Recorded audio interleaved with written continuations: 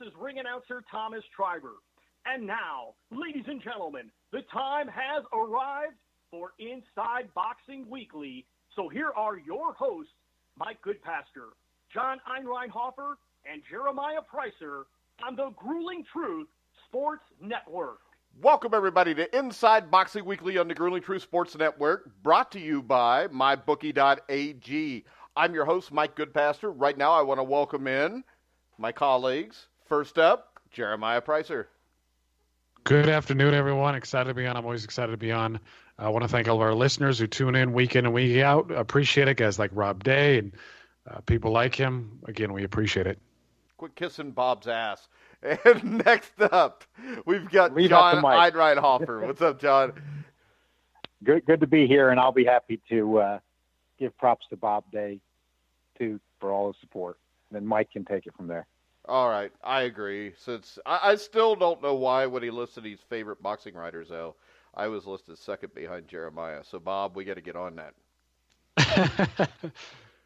Well, maybe you're his number one commentator. Maybe you get the number one spot there. Or maybe you're number one. Okay. Hell, I don't know. Beats the shit out of me. I don't care. But, yeah, we appreciate Bob. We appreciate everybody that listens every week. I did have an interesting weekend at the fights, and none other than Rising Sun, Indiana. I wanted to talk about that a little bit because it was a small card, which in the greater Cincinnati area, which would be, parts of Indiana, Ohio, and Kentucky, I've been to a couple shows before in the past, and they were jokes. I mean, the boxers were terrible. Everything was bad about the event. Boxers had a hard time getting paid. But this is an event I really enjoyed. It was run by Nate Tubbs Promotions. He was a really good boxer in his own right. His brother was a former, I think, WBA heavyweight champion, Tony Tubbs. But it was a great event. I got to meet, Vinny Pazienza. And the Paz man, great guy. We're going to have him on the show here within the next couple weeks again to talk about the aftermath of his movie. We got to meet Robert Easter. Spent a couple hours with Robert. Great guy once again. But I just wanted to bring up that if you're in that area of the tri-state, Indiana, Ohio, Kentucky, the next time Nate Tubbs does a show, go see it because, the matchmaking was great. There were 6 fights. 4 of them were highly competitive. The other 2 were brutal early knockouts. So I don't think you can ask much more than that. Let's go ahead and break into our fights. We'll start off with Julian Williams against Nathaniel Gallimore, which I believe both of my esteemed colleagues were wrong on, Jeremiah. You're right there. Yeah, we were wrong. We did think Gallimore would. I thought Gallimore would land something big and put Julian Williams away. But to Williams' credit, I was impressed. He had a versatile attack. He started off boxing early, and then come to later rounds, even though he was 10 pounds a smaller man, he was able to back Gallimore up. He was able to be aggressive. He was a bit sharper on the inside. He outworked him. I was pretty impressed by the performance. That doesn't mean, of course. Go ahead. I was just going to say that I was impressed by the performance. That doesn't mean that I think he's going to hang with the guys we saw in the main event, but I was happy to see it. Gallimore, he looked a little, I don't want to say flustered, but he looked a bit confused because I think initially he thought he would be the boss in there. Again, he had the weight advantage. I think he had the power advantage, but Julian Williams kept plugging away, and ended up scoring a nice decision win. I think he's a top 10 guy now. Yeah, and the least impressive part of tonight was Patricia Jarman, John, who scored the fight 114-114. I think she actually scored Tommy Burns over Jack Johnson. She's been around so long in 1908.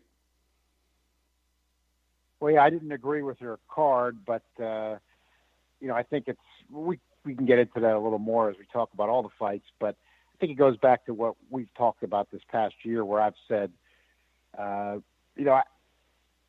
dare I make justification for bad judging, but I think if you're honest with yourself, I've said this before, I think one explanation that most are not addressing, I've seen a little people start to get it lately, just a little bit, which is you probably need to get back to more even rounds.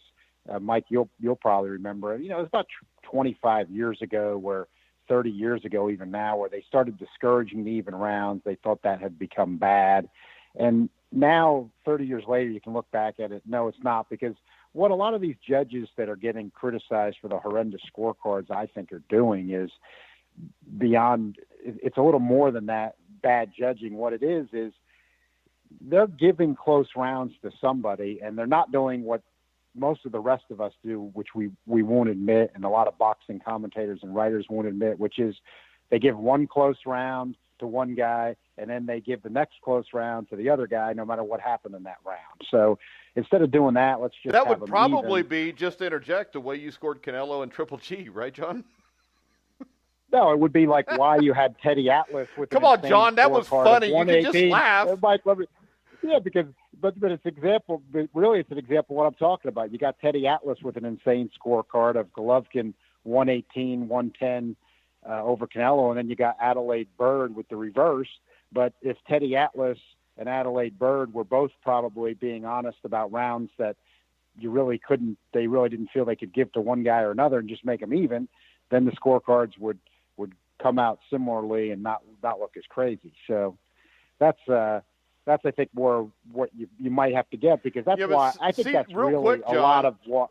You've watched boxing for as long as I have, and I think for as long as I've watched boxing, I think she scored fights poorly, hasn't she?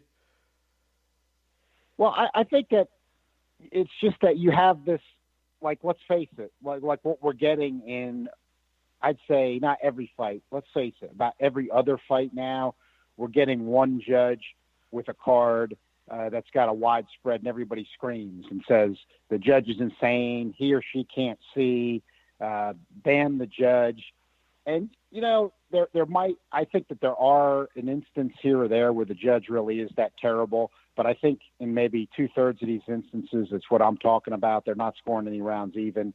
And let's face it, all these fights we watch, there's a lot of rounds that nobody really has done enough to deserve the round.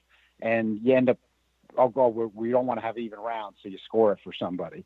And then if you were being honest and not just alternating rounds from one guy to the other, random, not randomly, but just because you want to keep the fight close, you could have scorecards like some of these judges do. That's what I'm saying here. And there was on almost every one of these fights, there was a card like that. And like I said, we're getting cards like that in 2/3 of the fight. I've seen just very recently some people that follow boxing and coverage not many, but a few start to say we need to get more even rounds. And I think that's the conclusion I've come to. Well, I think it's kind of common sense that if you don't think somebody won a round, it's even. I mean, if you think somebody won a round, even if it's by a little bit, give it to them, but don't make an excuse to give a round to somebody. Right, I think you're right, Mike. I think that's what we got to get. I think that's what we got to get back to now. I think that's going to be hard because we as Americans don't like draws. Yeah, and I'll tell you, I don't like it. I very rarely score a round even. And I go because I think over 3 minutes, I think somebody usually has an advantage one way or the other. And like Jeremiah said, no offense to Bob Day and our English listeners and our European listeners, but draws are in soccer. Yeah, but Mike, what the problem with that, what you get is with what you're doing there is, and this is what happens all the time in these cards, is one guy lands literally like Tyson Fury and Vladimir Klitschko. Fury literally lands 3 punches to Klitschko. I had that fight scored 1-0. Right, and you got people saying, I got to give Fury the round. He landed 3 punches and Klitschko landed 2, even though Fury was doing backpedaling for his life for the majority of the 12 rounds. And that this did not happen in that fight, but we have fights like this where then let's say Klitschko he did not in that fight, but let's say Klitschko rocked Fury then 2 rounds later, and then that's only a 10-9 round for Klitschko because he rocked him once, so people are inclined, they're not going to give him a 10-8. Yeah, but other words, do you think that you don't want to give a 10-9 round for landing 1 punch? You don't want to give somebody a 10-9 round for landing one more average punch than another guy in a round. It gets like ridiculous, like that crazy. Don't you think if you have a round that is like completely one-sided, then don't you think maybe that should be scored 10-8?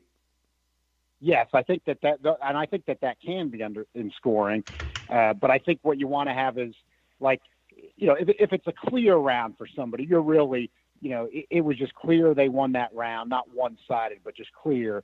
That's a 10-9, a 10-8. When somebody just dominated the round, had them in bad trouble or scored a knockdown. And then, a 10-10 is the things like Fury Klitschko, because I'm in that particular fight, despite what a lot of the consensus might have been, and I think Jeremiah and I had talked about this, I didn't think, even if Fury landed a couple more punches in that fight when Klitschko was the champion, that really wasn't a title-winning performance for me. If that fight would have been a draw, well, it wasn't a title-defending performance either. So that fight should have been a draw. And to tell you the truth, on that fight, I stopped scoring after 5 rounds. But I would like to bring up the fact that you always give me shit for giving guys 10-8 rounds without the knockdown. But now you just said you agreed with me. No, I did one fight, but I agree with the principle in general. Oh, may have, but in general, I don't have a problem with that. It's more clear with a knockdown, but these are things.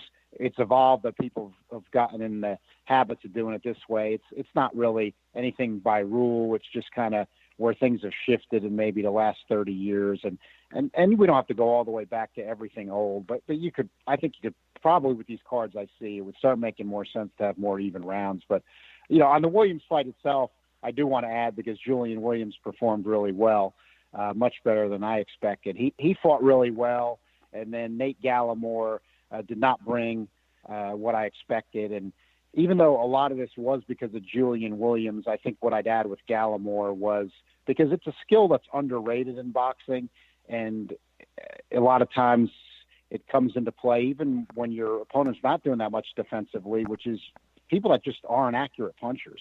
And Gallimore was completely inaccurate in that fight. He just sometimes it was because of Williams' defense, and sometimes it was just Gallimore not being an accurate puncher, and he just couldn't land anything on target.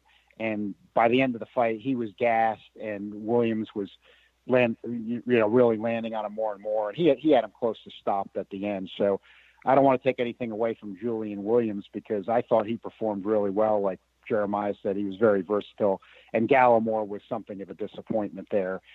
Didn't bring quite what expected. He started boxing late. I had known that, but he looked so good, I kind of put it to the back of my mind. But as the commentators correctly brought it out at the beginning of the fight, because it's always a factor, you could see some of that, because Williams was a decorated amateur, and the skill level was there was an obvious difference there. And I think, like Jeremiah said, Williams clearly in a 17 division setup, he's solidly top 10. I don't think he'll ever get to the top of a division, but I think now he could get to the, if you're in 17 divisions at 154, he could be top 5. And I counted him out for, if you were looking at a traditional original 8, that he could ever be even on the fringe. And I think he could do that the way he looked. I think his performance was that good. So it speaks well of somebody like Jamal Charlo, who knocked him out. We know Charlo's good, and that kind of confirmed that when you look at it in hindsight. And it really, we'll get to it, of course, coming up, but it says a lot about Lara-Hurd, because I think about then the trouble that Jamal Charlo had with Austin Trout, and Lara-Hurd actually got him out of there. So looks good for Julian Williams, and in the secondary way, looks good for somebody like Jamal Charlo and Lara-Hurd. All right, the next fight, James Degale, Degale-Truax. This is another one with a wide score by John McHale, 117-110. I thought it was a one-point fight either way, but the thing that stood out to me that nobody brought up, and I know when I talked to John after the fight, he agreed with me, which is one of the few people that did, and one of the shocking moments was that John agreed with me. But when you get those 2 headbutts in the first round or two, I mean, the way those headbutts came into his jaw, I think Truax didn't look right the rest of that fight, and I think, John, that he almost had to have a concussion from that, because from coaching football and doing a little football here on the side, that is the thing that causes the concussion, is the jaw being reset, the jaw being moved. And, I mean, he took 2 hellacious headbutts to the jaw.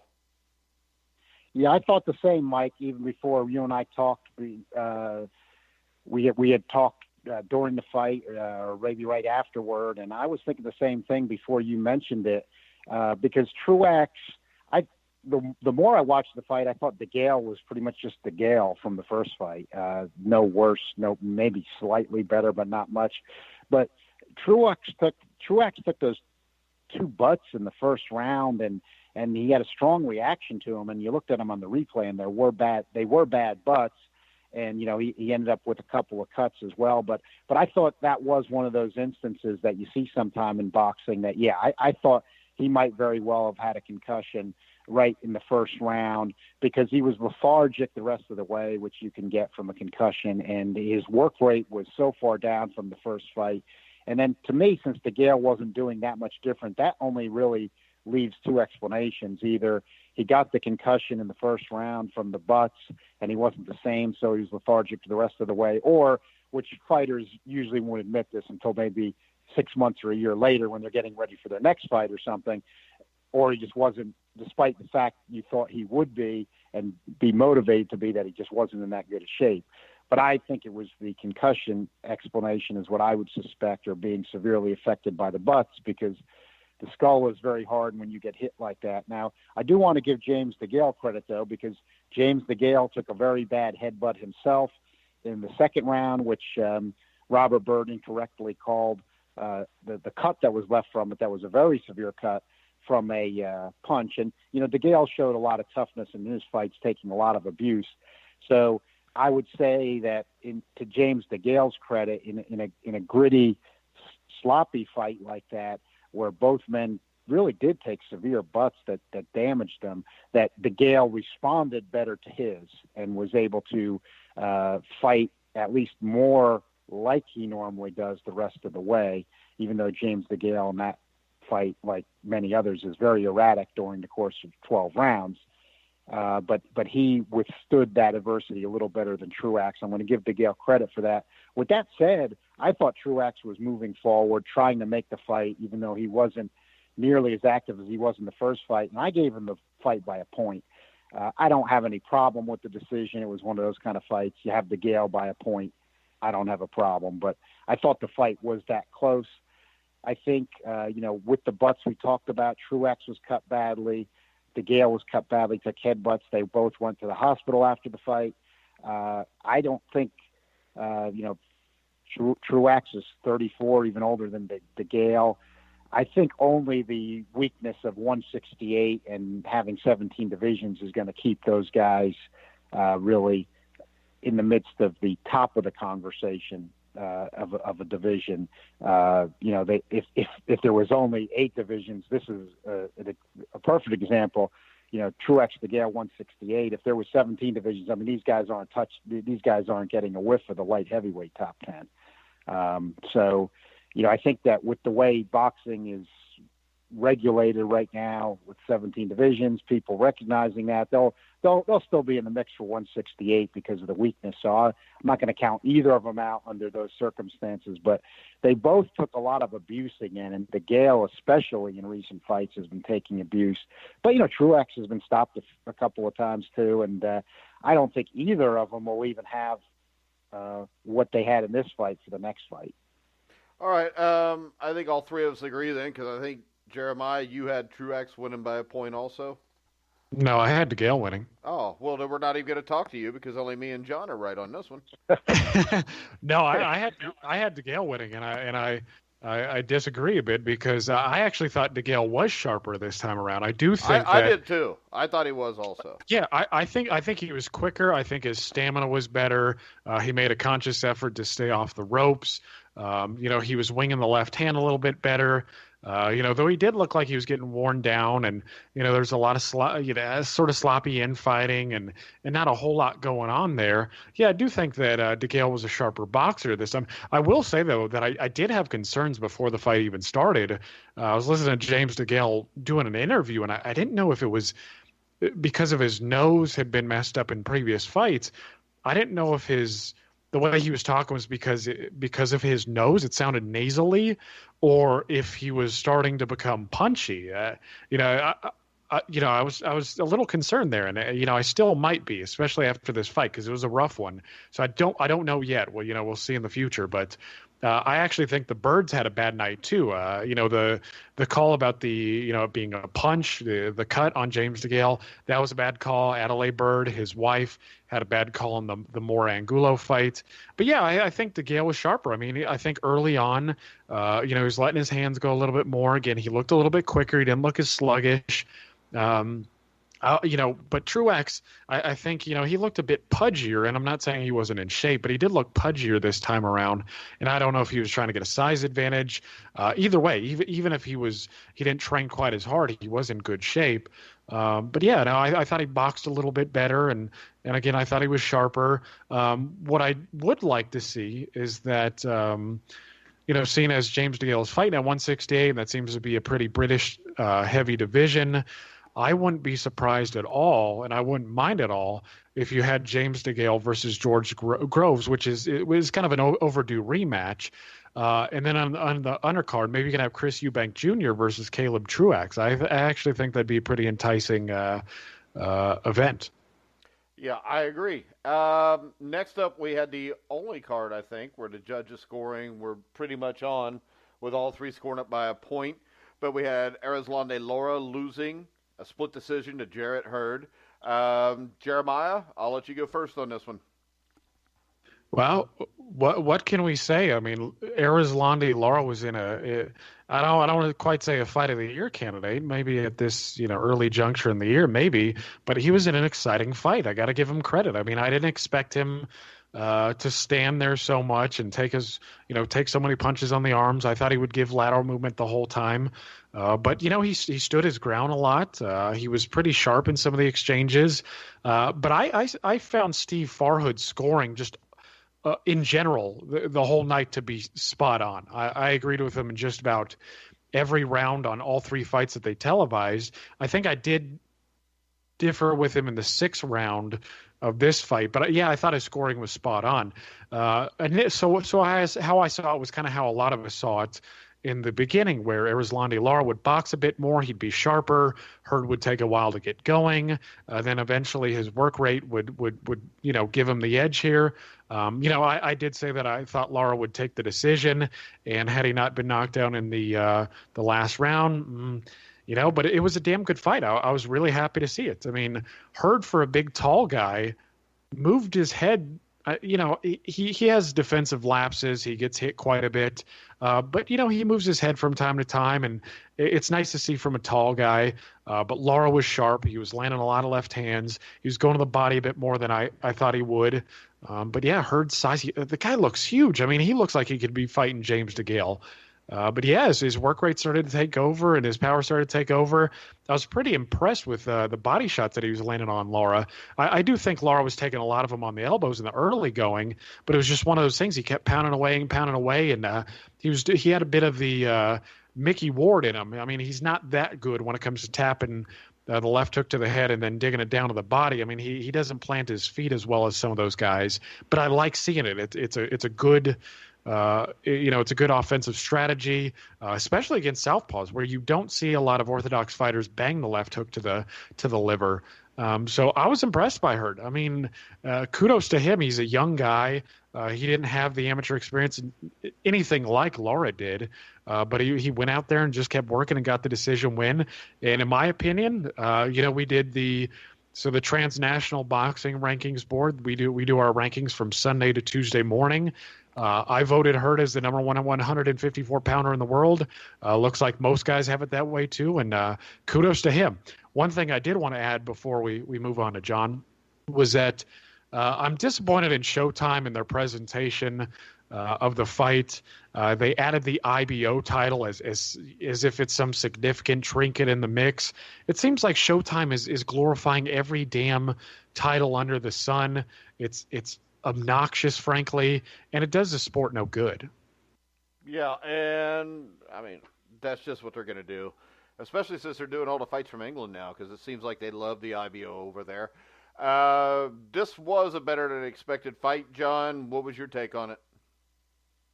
I thought the fight actually played out just about exactly the way I thought it would. I thought Hurd might get the late stoppage, and he almost did. But Lara fought very well. I was impressed with his performance, especially considering his age.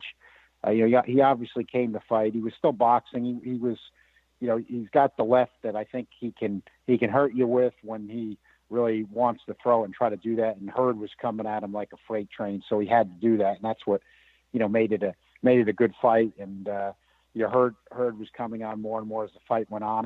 I didn't think Hurd should have needed a knockdown to win the fight. I thought that it was a close enough fight, but I thought it was clear that Hurd had done enough to win. But so I would have thought that I would have had a problem with that if he didn't score that knockdown and lost the fight.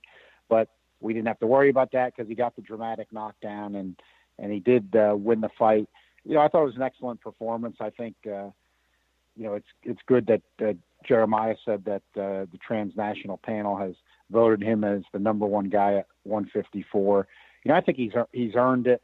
I think if you've watched Hurd's entire career, not just say his last 3 fights or so, that this guy's got a lot of boxing skills that he can use too. But he's very entertaining for the fans because he's willing to come forward when he's fighting someone who has a style that he's got to track them down and sort of hunt them down and try to get them out of there or wear them down and put some hurt on there. He's not content to just make it a chess match where he's just boxing as well, even though he might be able to do that in some of these fights. And the guy's got a lot of versatility. He's got the size that Jeremiah mentioned. So far, he looks like he's got a really good chin. I think he's a threat to anybody at 154 or 160 pounds right now. That's why I'm glad to see him getting regarded as the number one guy at 154. And I even like what he's talking about for his plan, because even though we've got too many divisions, I'm certainly not going to argue with a fight between him and Jermell Charlo at 154 if PBC wants to go with that next or in the near future, because that's a really good fight. And then Hurd's talking about fighting 160-pound guys after that. So I think it's a good plan. I like the potential fight with Jermell Charlo. I'm already thinking a little bit ahead with since these fights could be made. Think of them with Jermall Charlo or since Jacobs has fought on PBC before, even though now he's also got an HBO TV deal. Maybe Jacobs. I think that Billy Joe Saunders has fought on Showtime and HBO. He's out there. I think that these are intriguing matchups, and Hurd matches up well with these guys. And Golovkin's 36 years old.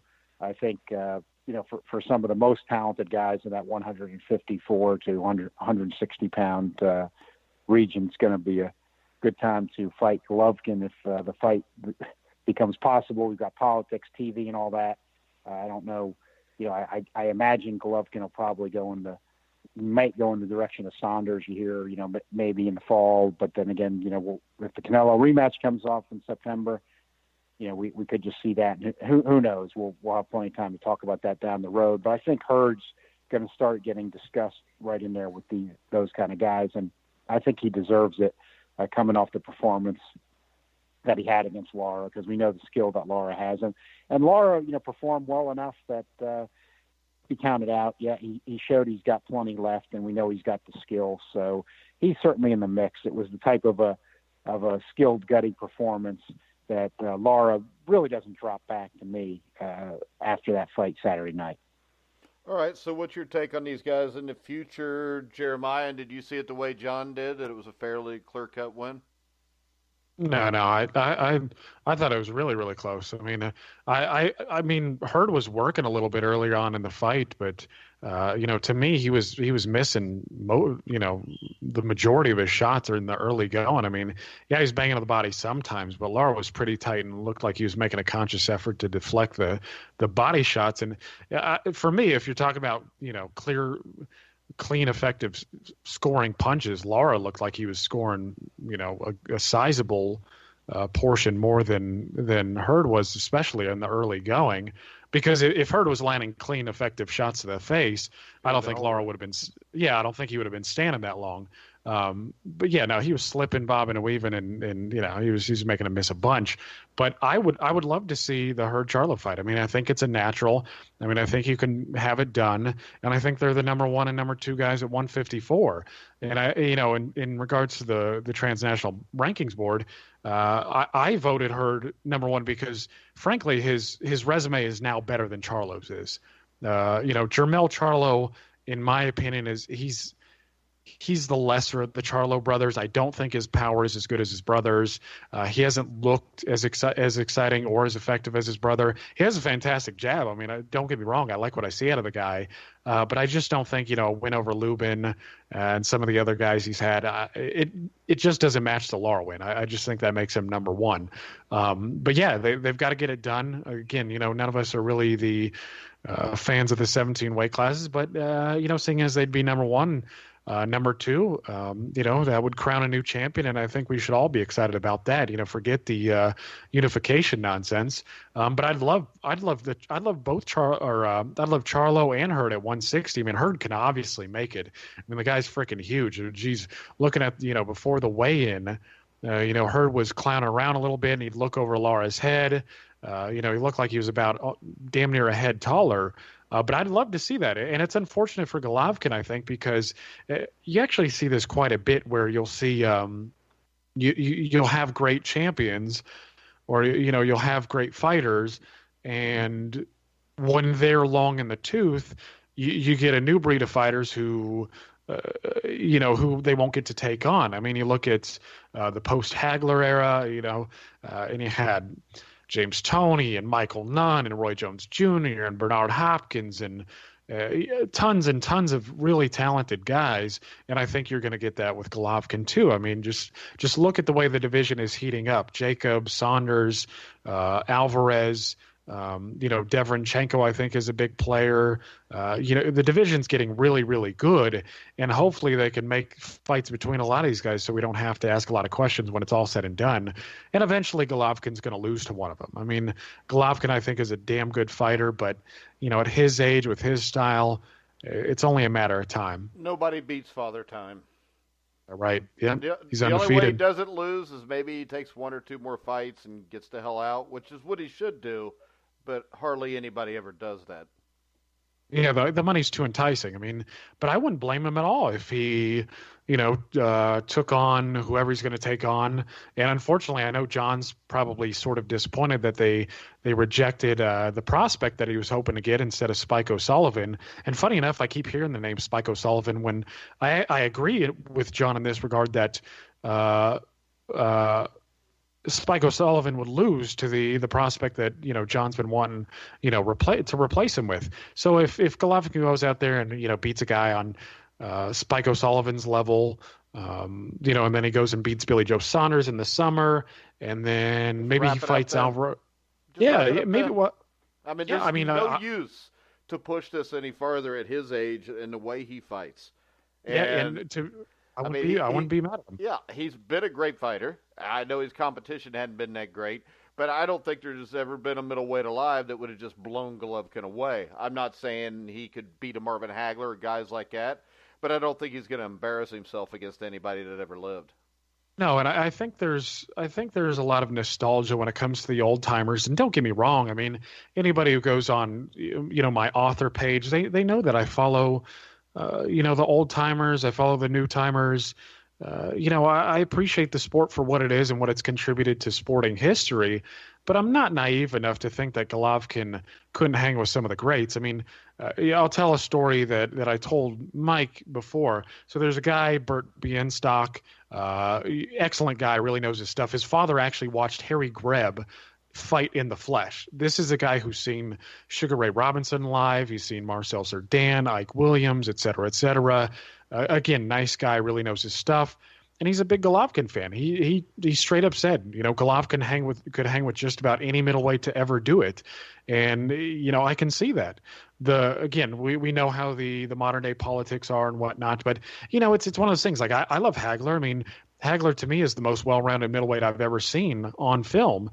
And, do I think Golovkin's superior to John Mugabe? I do. I mean, I know Hagler at the time was a little past it as well, but I mean, Golovkin is, in my opinion, he's clearly better than Mugabe ever was. So Golovkin, I don't think, is getting blown out by anybody, especially since we know that he has a chin.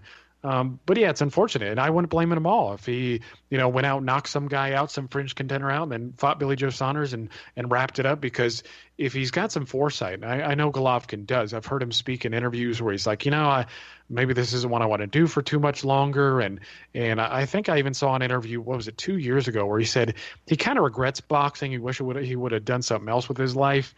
I think it was on an LA channel or something. I'd have to find the source, but I mean, it'd be nice if he just had the foresight and he's like, hey, there are too many good young up and comers. It's time for me to hang them up. Yeah, but that hardly ever happens. Yeah, the money's too good. But any comments on that, John, or shall we move on? Because we got no other fights to talk about.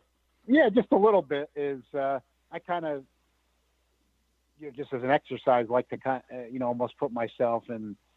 If I was, managing Golovkin, or what would kind of, how would I try to work this final stage? You're probably going to want to try to preserve that Canelo payday because I assume it's the biggest payday out there. But when you look at the Nevada rules, now we've got a chance to look at them more closely. And although boxing is certainly the most unpredictable of sports, you would think on April 18th we have some idea that, Canelo Alvarez is going to get a year's suspension because they've got that strict liability type regulation, as we would call it. And then he's going to be able to get it reduced to 6 months. And the way it works, you backdate their suspensions in Nevada to the time of the positive tests, which I believe was in February. So that takes him out of action till about August 18th, which means Golovkin could fight him again on Mexican Independence Day in September, which is the weekend they had their fight last year. You would think.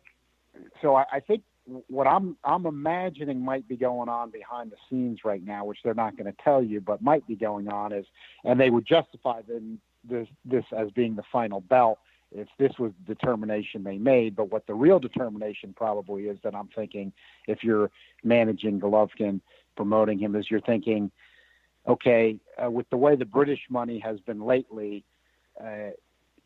is there a chance you think about going to Saunders first, or maybe even, and then fighting Canelo, or if you get by that one, or maybe bypassing Canelo and going in a different direction? In other words, if the money would be comparable enough, because these people behind the scenes, I think that they're usually pretty smart like this, despite what the public front might be. And as much money as was made, the Canelo Triple G, GGG first fight was not, was not the real blockbuster on pay-per-view that you might have hoped, because I thought it was the best fight that could be made in boxing at the time. And, Canelo is definitely the number one moneymaker. And, they did about 1.5, I think, in pay-per-view, maybe 1.3. Obviously made a lot of money, but usually the rematches most times don't do as well. And then now you've got this Canelo PED controversy thrown into the mix. So, I mean, what do you calculate and, the problem, though, for Golovkin, too, is with Billy Joe Saunders, for me, it's a little hard to evaluate how tricky he might be to fight because of this. Is he wasn't looking that good. He fought Lemieux. He looked great. But how much of that is David Lemieux really not being that skilled? Let's face it. He didn't know what to do against Golovkin when Golovkin boxed him some. And, Andy Lee didn't have the problems with Billy Joe Saunders that David Lemieux did. He got knocked down twice in the one round, and Lemieux didn't. But other than that, arguably, Andy Lee fought him to about a draw, I'd say, even though he just lost out on the decision. So, I'm just, it's even for me, frankly, it's hard to tell. If I see Billy Joe Saunders against one more opponent that I really respect, and he boxes something like he did against Lemieux, then I'll say, okay, Golovkin better watch this, and that could happen to him. But I don't know that. But the thing is, Golovkin's camp probably doesn't know that either. So, if that performance of Billy Joe Saunders against Lemieux is real, so to speak, Golovkin could walk into a problem. But if it was just Lemieux, then it could be a good way for Golovkin to get a big money fight, beat Saunders, and then move on to Canelo fight. And I'm guessing that's what they're thinking about, and that's why, even though it's shorter notice getting set and stuff, that's why Spike O'Sullivan's back in the mix, because Spike O'Sullivan's not a threat, and he's not going to be any threat to jeopardize any of these paydays we're talking about, or that Golovkin's going to look at. He's 36, that he's got to try to get before he does hit the end of the road and he gets knocked off. So that's part of the calculation. That's why I like the Munguia fight, because despite the fact that he hasn't been in with anybody of note, I'd be the first to say that he's got the upside. He's got the power. In other words, we don't know this for sure because he's still just coming at a prospect stage, but let's say he would have the upside that we thought at this point he does have. Then he could pull a surprise. He could be a threat in a fight against Golovkin, and that's the type of thing I want to watch. I don't want to see Spike O'Sullivan in there just passing our time. Yeah, but the only reason we would see that is because Canelo cheated. Because what is the sense in Golovkin taking any risk with 4 weeks to prepare for anybody? It would be stupid if you're his manager to put him in with anybody that's live right now. And my question to you, Jeremiah, is this. Does Golovkin even need to fight Canelo again for, his, I don't know, what's the word I'm missing here? For his legacy? Yeah, for his legacy. Well, his bank account. That's the word you're missing. Well, it would certainly help his bank account. Yeah, but this is the thing. When I look at this, he got jacked around by De La Hoya and the redheaded dude that does the drugs for like 2 or 3 years. And then he gets the fight, clearly wins the fight. If he doesn't ever fight him again, outside of Roberto Duran and John, nobody thinks that Canelo got the best of him. So right now, why would you give Canelo another big payday when I'm sure Golovkin doesn't have 50 hangers on like Canelo? So I'm sure he's not as desperate for the money as Canelo is. Why not just, fight O'Sullivan, beat, to me, you beat Saunders, and then you finish off by beating Jacobs, which is the one fight that I think there was question on whether he won or lost. He retires then. I think all questions are gone. Well, yeah, and I want to kind of wait till the hearing and see how that plays out. But no, I don't think Golovkin needs Alvarez. Imagine if Alvarez, he doesn't have a good explanation as to why he used it. And to be honest with you, up until this point, has anybody heard a good explanation as to what happened? He's sticking with the tainted meat thing, but I don't know. He just doesn't seem as. Hey, wait a second, real quick, Jeremiah. I have a personal story to put with this to give you an idea of what he's doing. All right. Okay. Now, when I was in the 7th grade, I didn't like to study that much, so my grades weren't that good. And on Friday, we were getting our report cards. But on that Friday, when I got that report card, I hid it in my bag. And then when I went home and my parents asked me where it was, I said, hey, they didn't give it to us. They're handing them out Monday. So what I did in between Friday and Monday was try to formulate an excuse for why my test results weren't any good. It still didn't work. I still got my ass spanked. But I think that's what he's doing right now. We're just putting it off. And he's going to come up, and they're going to try to make up a bullshit excuse. They'll buy it. They'll only suspend him 6 months. Then he can fight in August. Maybe he can fight a lightweight. They'll do a bout at 159 pounds or something, and then we'll just go from there. Well, yeah, there's no doubt that if Alvarez cheated, that him and his crew have been working up some elaborate excuse in the meantime. But if it was actually tainted meat, then hopefully they can provide receipts and whatnot. And I know to a degree it's kind of tough. You gotta keep receipts for everything that you eat and yada yada yada. But the burden of proof is on Canelo. So granted that he doesn't have sufficient evidence in support of his explanation, and he does get a suspension. Well, I think that renders Canelo, if you see him as the middleweight champion, I don't think he can have that claim after that. And so, given that, Golovkin can probably pick up the middleweight championship fighting Saunders or Daniel Jacobs. Probably Daniel Jacobs is rated higher.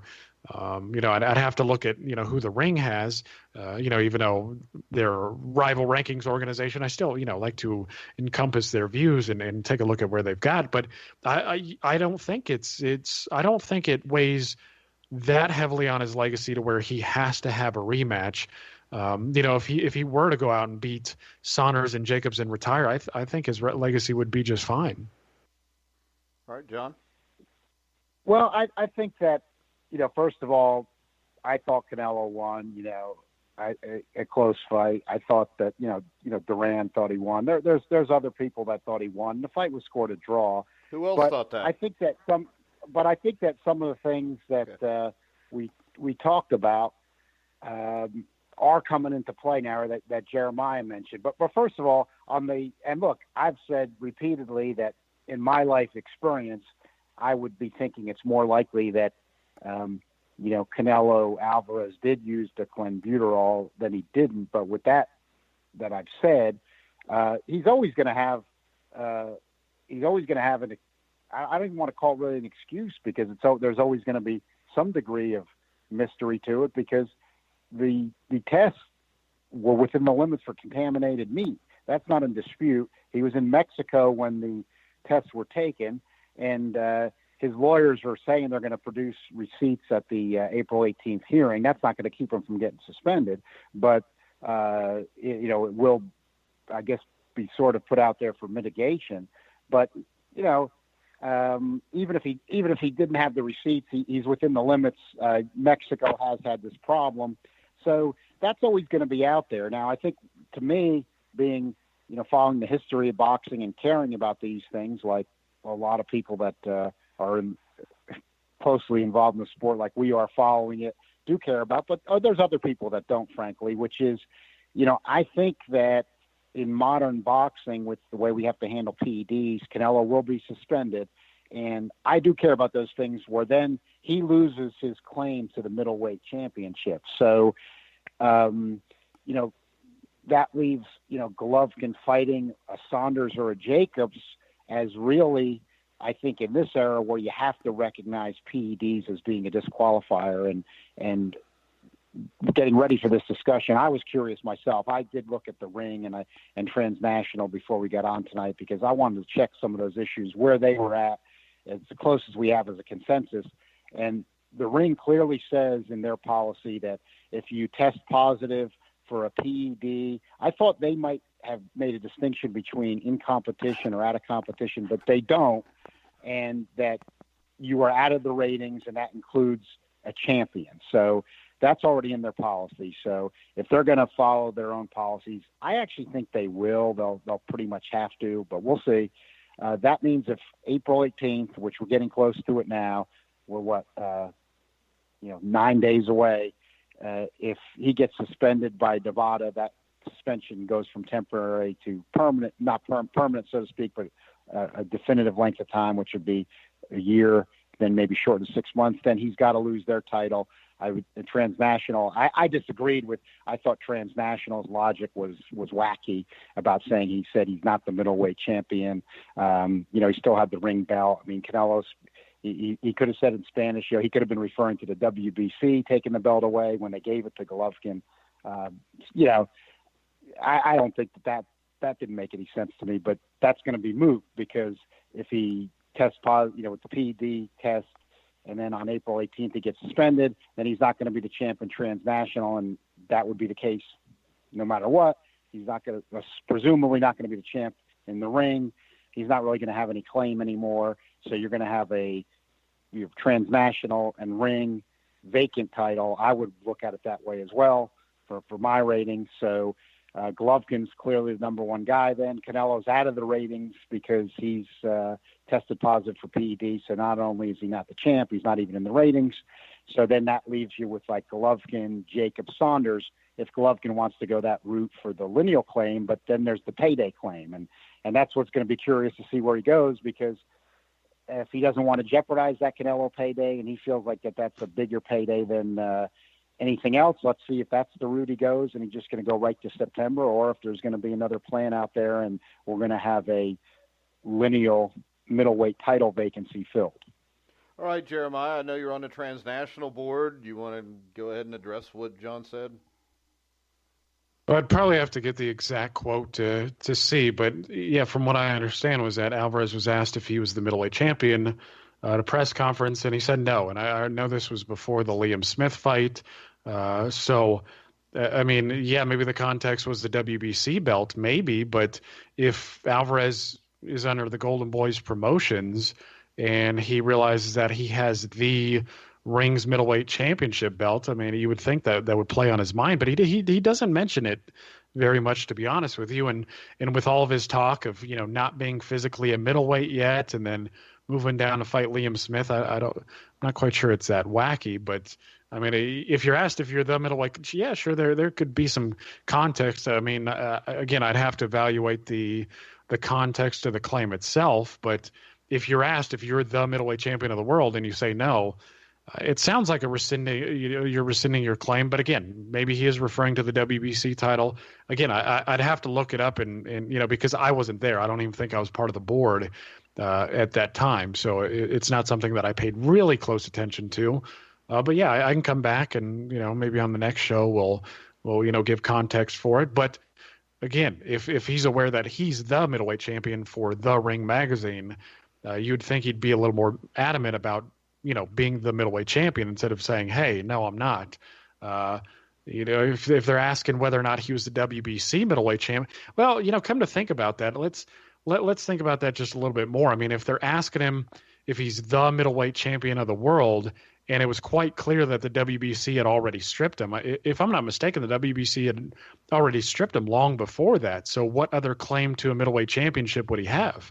He didn't hold any titles. Again, he was saying that he wasn't physically a middleweight.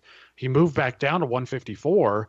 So if we're going to read into this, and again, I have to evaluate the claim, but if we're just going to take it as face value here, what other middleweight championship claim would Alvarez have? So if somebody's asking him, are you the middleweight champion? And the only claim that he has to be the middleweight champion is the Rings title, and he says, no, I'm not the middleweight champion.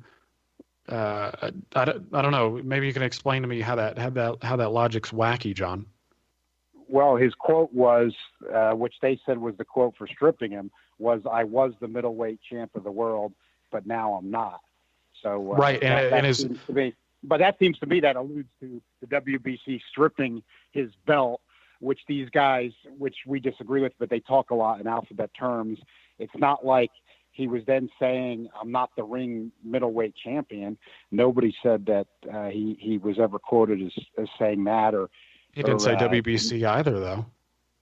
Right, but that could have easily been what he was referring to. And when you're having we want titles decided in the ring for transnational, you want to get away from alphabet things and things like that. To strip a guy of a title based on a quote just doesn't make sense to me. And then to put him back, why put him then number 2 in the ratings when he's going to fight Golovkin after that, when he didn't have any other middleweight fights. So it just doesn't seem to me that transnationals policy that didn't make any sense. That's like alphabet kind of nonsense there to strip a guy because of a quote. I was the middleweight champion and now I'm not, when the WBC had stripped him of the belt and gave it to Golovkin, didn't even have Golovkin fight in the ring for it. So, I think that's the kind of stuff you want to stay away from. Now, it's Transnational's credit, they didn't give Golovkin the belt like the WBC did. So I think that, I would agree with that, but I don't think you want to get into things like that about taking a quote in an interview and then stripping a guy of a title. But I think it's been kind of wacky all around, though, hasn't it? I mean, the Ring also says you can't fight more than once in a separate division, and Alvarez did that twice. And they also, again, maybe somebody can provide context with me. Maybe somebody can message in, on the live stream. But I would like to know why, the Ring magazine stripped Louis Neary immediately after the positive test, and that was for their bantamweight championship of the world. And then with here they're preaching a lot of caution. So again, it seems like it's been kind of wacky all around. Well, I think that the Riggs policy is that if you don't have a scheduled fight within your division within 18 months. So I'd have to go back and look at what the time frame was as to when Golovkin and Canelo's fight actually got scheduled. Well, we know when it got scheduled. It was in the ring basically after he fought Chavez. I don't know what the timing was on that, but it might have something to do with the timing there. But we'll see. I think the ring will probably be consistent on the PED thing, but they're obviously not following their policy. If they don't, I mean, the suspension for Canelo now is temporary pending the hearing, which is April 18th. So, if that suspension gets turned into a concrete finite suspension on April 18th, then the ring will have to, according to their policy, go in and have to strip Canelo of the middleweight title. And I would think if they don't do that, they're not really going to have any credibility with that. I don't see what justification they would be able to have. So I think with Neri, it was a post competition test. So they've got in their policies actually more elaborate stuff about the A and B samples and things like that, which that almost seems to me to be a bit overdone. But I was under the impression that they were maybe making some distinction between in competition and out of competition, but they don't in their policy. And did Alvarez even have his B sample tested? I don't know. I was wondering that when I read their championship policies, because I thought, frankly, they were putting a little too much emphasis on that. We want to give people some chance. Well, I don't know. I think with PEDs, you got to watch giving people the benefit of the doubt, frankly. I think this Nevada strict liability type regulation is actually better because you want to have a deterrence. And there's always going to be excuses, like said on past shows, that, the guy's going to say it was in something at GNC or something like that. So, there's always going to be excuses. So the strict liability thing, in other words, where if it's in you, you're going to have to, it really is in the case of Nevada's regulation that they changed in 2016. It's not even that you're going to get to make the excuse. It's basically if it's in you, it's going to be on you, and you're going to be suspended. All right. So we will go and transition to something that's still Golovkin, but it's something that will make John happy. Golovkin versus Spike O'Sullivan is headed to regular HBO instead of pay-per-view. I am slightly happy about that. It's how it should be. Yeah, at least there, I don't feel like I'm being insulted as much when I'm already paying for the HBO. Would I like to see a better fight? Yeah, but it's on short notice. Canelo did have the positive PED test. That is on him. So, it does take a little bit of the annoyance out of it for me when they stop talking about pay-per-view. So I think that some sanity has apparently prevailed there, and probably it's just some good business sense. Yeah, and we got something that John won't like now, and that's ESPN Plus has announced. They've announced that they're going to have 12 exclusive world-class top-ranked ESPN cards. We know how unbelievably entertaining they haven't been. And also 6 overseas cards. This for $4.99 a month or $49.99 for the entire year if you pay up front.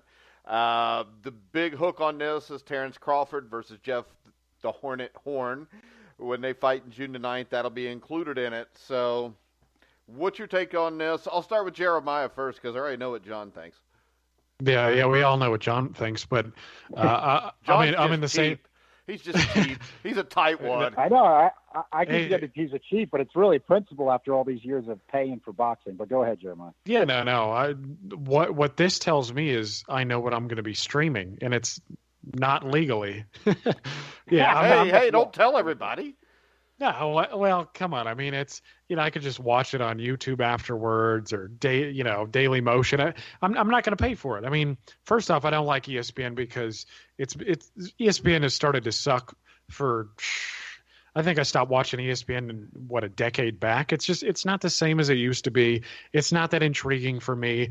Top Rank really doesn't put on that good of cards. No. This card is probably going to suck too. Yeah, I mean, Jeff Horn versus Terrence Crawford. You look at it, and on the face of it, it looks okay. Yeah, you have two top welterweights, and they're going to be fighting one another. That's fine. But I wouldn't be surprised. What's the undercard going to be, though? I don't know. I really don't know. And I actually wouldn't be surprised. I was just kind of thinking about this, as we were talking. I wouldn't be surprised to see something like, I don't know, Junior Fa versus, Bryant. I wouldn't be surprised to see Bryant Jennings get in the mix, a heavyweight, versus somebody. It's just going to suck. I mean, hey, Bob wait Arum's, a second before you're going to rip this. On April the 21st, their card from Liverpool, England, for that $4.99 that month, you're going to get Amir Khan versus Phil LoGreco. And I've heard the way Amir Khan's talking too. He sounds real serious. He's liable to kill LoGreco. I think he wants a body on his record. And ESPN ought to pay you $4.99 to watch. I agree on that one. Well, my plan is this. My plan is I'm sure they'll have where you can sign up for free for 30 days. So on June the 9th, I'm going to sign up for free for 30 days, and then I'm going to cancel it. Yeah, I mean, I've just drawn the line. It really is a principle thing because Mike and I have laughed about this because I admit to it too. I just had to change personal policy at some point. I thought for the ultimate good of the sport, where I used to pay for all these things. I was actually the guy that paid for them all. Like I actually was one of these guys like we see on social media. I love boxing and I don't care. I'm getting it anyway. I enjoy it. And then it got to, I'd say, the late 2000s, and I said, they're just taking me for a fool. This is just about boxing fans being asked to prop up this stuff. I mean, we all see fans that don't know as much as we do without trying to sound arrogant, but it's just the truth. But you know what? They're really, with that understood, there's not really any casual boxing fans out there. There's fans that know less, but, there's not like, some guy walking down the street who's just been watching a Mets game or a Dallas Cowboys football game, and he says, I think I'm going to pay $4.99 to watch Con LoGreco tonight. I don't know what else I'm going to do. It's Phil LoGreco. It's Phil LoGreco. Yeah, that guy does not exist, okay? I'm going to tell you right now. That guy hasn't existed for a long, long time, like decades. So and this is when I started really... No, he's saying the casual fan. I know. Yeah, the casual fan who pays... Because to tell you the truth, I didn't know Phil LoGreco even existed, so go ahead. Right, but why that makes a difference to me is when this is when I stopped doing it. Soon. Yeah, it's just what really made me mad about it, and it's what makes me mad because today it's worse than ever. When they do the $4.99 thing with ESPN Plus, when they do what Showtime does and HBO does, that's all to us. That's all taking money out of the pockets of people that watch boxing all the time.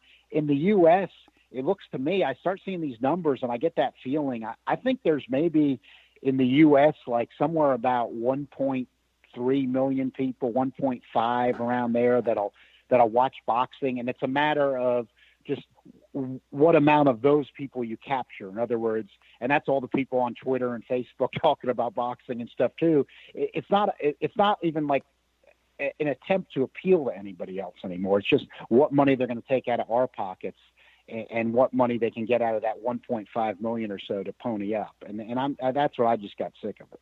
Yeah, I drew the line too because I look at it in a way that I view democracy. So my dollars is a way of voting, and I'm just not going to vote that way. I mean, and hopefully one of these days they'll change policy. Of course, I guess there are enough idiots for them to live off of, and I'm just not going to do it anymore. I mean, it's not worth it. There are very few fights. The main events. I mean, how many pay-per-view events can you name in the last 10 years? Where they're fight of the year candidates, or Right.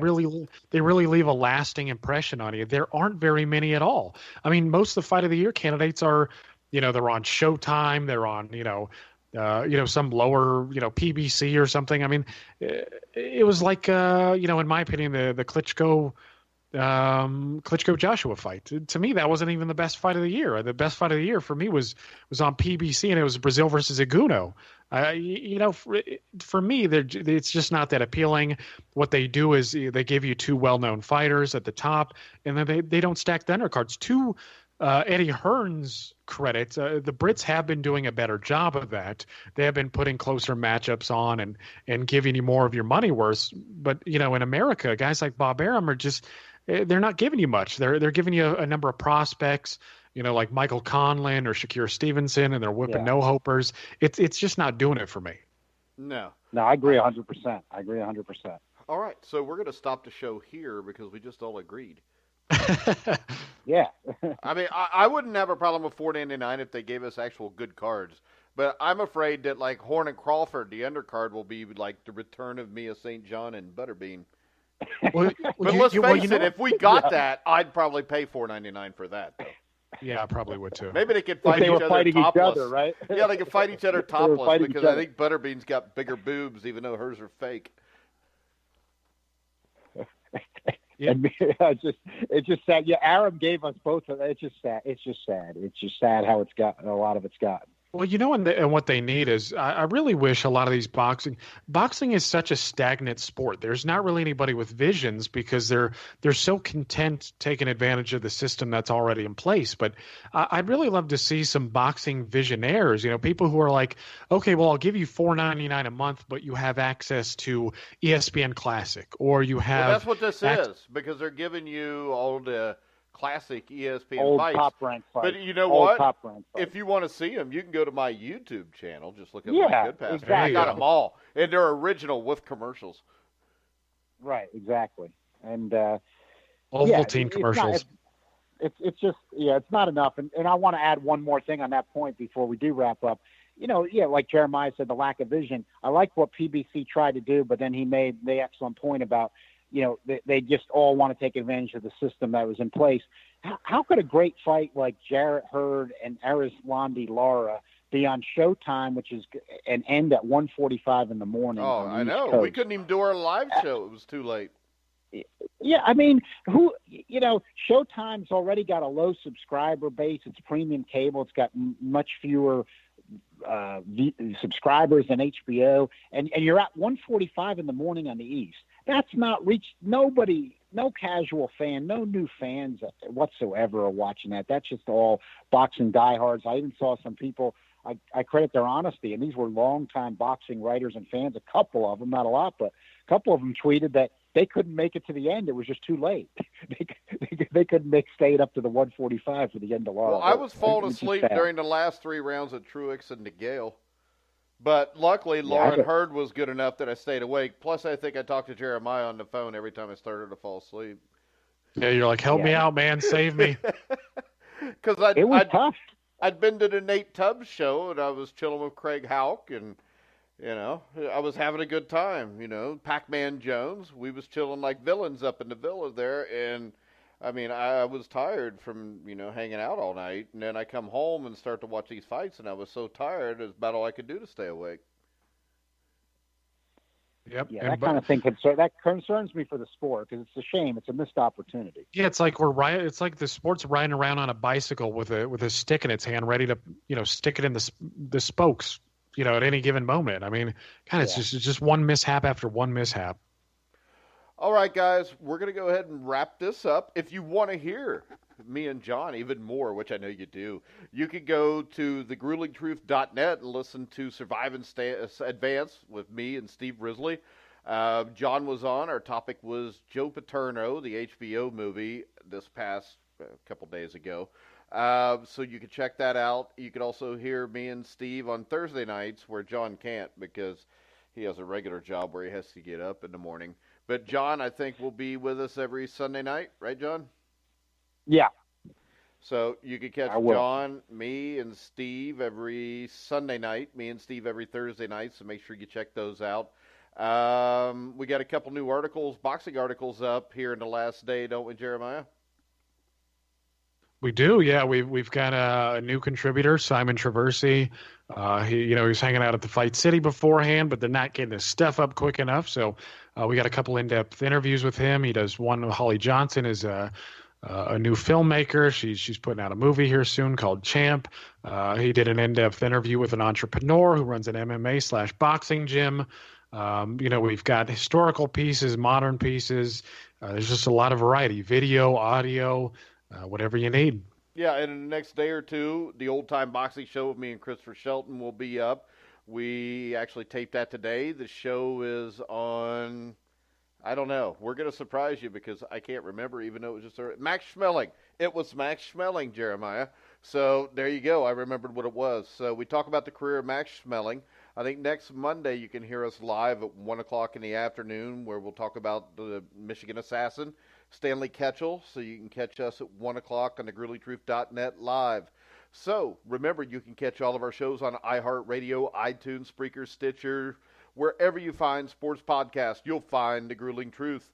So for John Einrein Hofer, Jeremiah Preisser, I'm Mike Goodpaster. You've been listening to The Grueling Truth, where the legends speak.